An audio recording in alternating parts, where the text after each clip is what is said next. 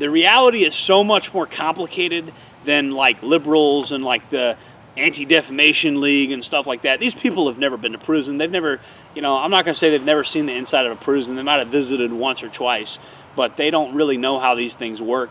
They're not used to these things. The truth of the matter is, and I'm speaking mostly for Florida. I don't know how things are out west. It might be a little tighter, a little stricter out there. But the reality is, just because you're in a white prison gang doesn't mean that you don't have friends of other races. I have all types of friends of other races. It's just the reality. It's just the nature of the beast.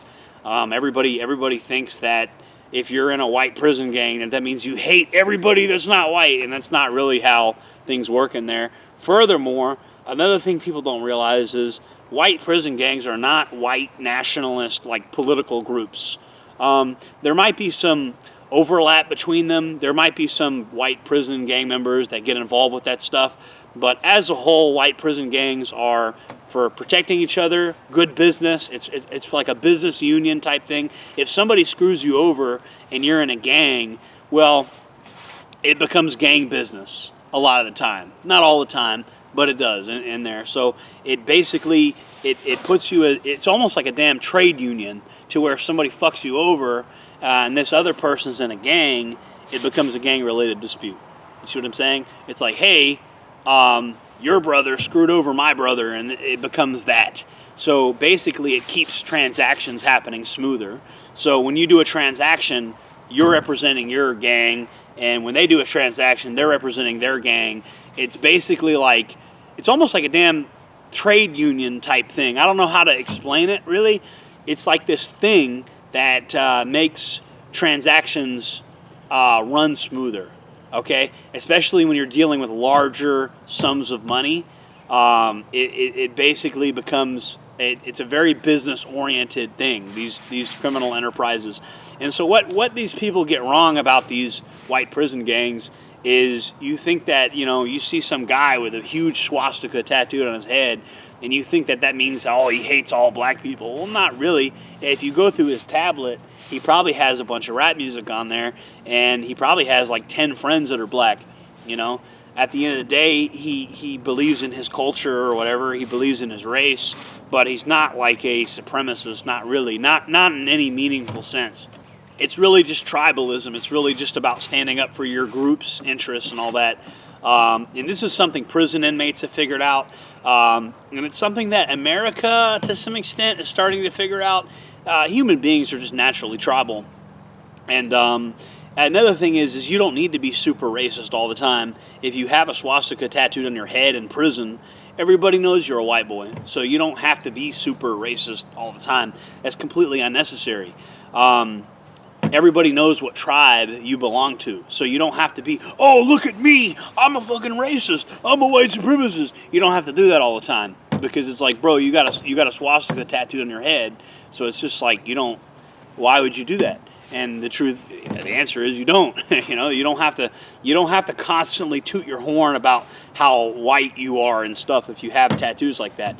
And so that's the function that serves in Florida Department of Corrections. That's why you see the Florida guys, not even just the Unforgiven, but all the Florida guys, they're very in your face with the kind of Nazi imagery stuff, because like it basically is a brand and it shows that you're a member of that tribe, right? And so it keeps you from having to be all crazy all the time about shit, whereas in other states, like, I don't know how other states work, but I know there's a couple of other states where the white guys will get shamrocks and they'll get clovers and stuff like that, and they'll have these little groups, and then they'll get out of prison and they'll pretend that they're Antifa, and they'll say how much they like to punch Nazis.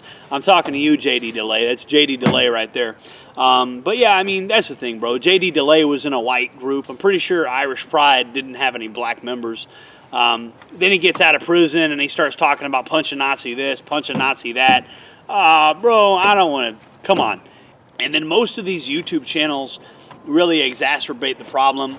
My favorite channel is, I really like Jumpsuit Pablo. I think he gives it to you straight. JD he's a little bit compromised. You know, he's good at working the algorithm, so I salute him for that. I mean, he knows how to work that algorithm, but he's compromised. You know, he's hanging out with all these celebrity type people that I would never even associate myself with. And you know, as far as Wes Watson, I mean, we know what he's all about. I mean, he's just, you know, Wes is the enforcer type.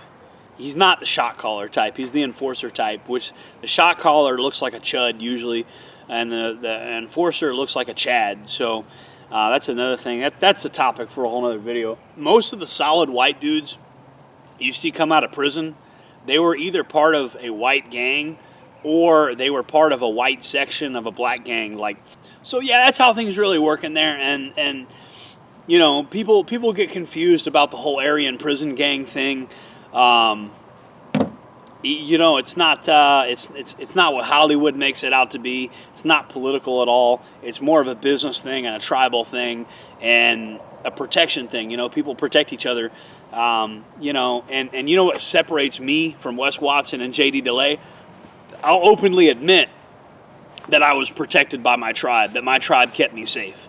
I'll openly admit that. I'm not going to be like, oh, I'm some big guy. It's me versus the world. Oh. No, it's not me versus the world, okay? I was protected by the Unforgiven. I was protected by, you know, that's my tribe, you know, the Woodpile, you know, not just the Unforgiven, but the other white organizations in there. They protected me, okay? And if it wasn't for them, really bad things would have happened to me, and let's just put it that way, okay? And that's how prison really works, okay? Your fucking tribe protects you, and if you don't have your tribe, you don't have shit. So this self-made man shit Wes Watson's doing, full of shit. This fucking J.D. DeLay shit, full of shit, bro. He was part of a white clique in prison. Everybody knows it. He was part of Irish Pride. Come on, we know who they're affiliated with.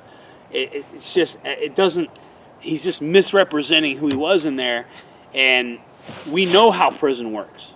It's racially segregated to the extent that, you know, you have your tribe. Now, you know, it's not segregated to the point where you can't hang out with other people, but when you go in there, you line up with your guys. That's how it is, and people know that's how it is in there. And to try to reinvent what prison is so I can get a couple of fucking extra likes or something, so I can impress some liberals and get a few more likes, get a few more subscribers. No, man, I'm not going to do that. I'm not going to sell out and tell you prison is something that it's not, because I'm afraid that the Anti-Defamation League might be breathing down my neck. I'm just giving you the facts. I'm just telling you how prison is, okay? I'm not J.D. DeLay sitting here fucking sanitizing what prison is like. And that's what J.D. does, because J.D. would have you believe that prison believes in the racial worldview of the baby boomer, liberal, hippie, you know, and the civil rights movement never happened in prison. Not really. It never fucking happened in there. It's still 1950 in there in terms of like race relations. It's what it is. You know, you stick with your tribe, you stick with your own people. That's how it works in there. Is what it is. Guys, if you like the video, make sure to like, comment, subscribe. Thank you for supporting the channel. I'm out here making smoothies and stuff like that. Smoothie time. Thank you for supporting the channel. And we will see you on the next one. Stay tuned. More videos coming. Jordan Jareb, signing off.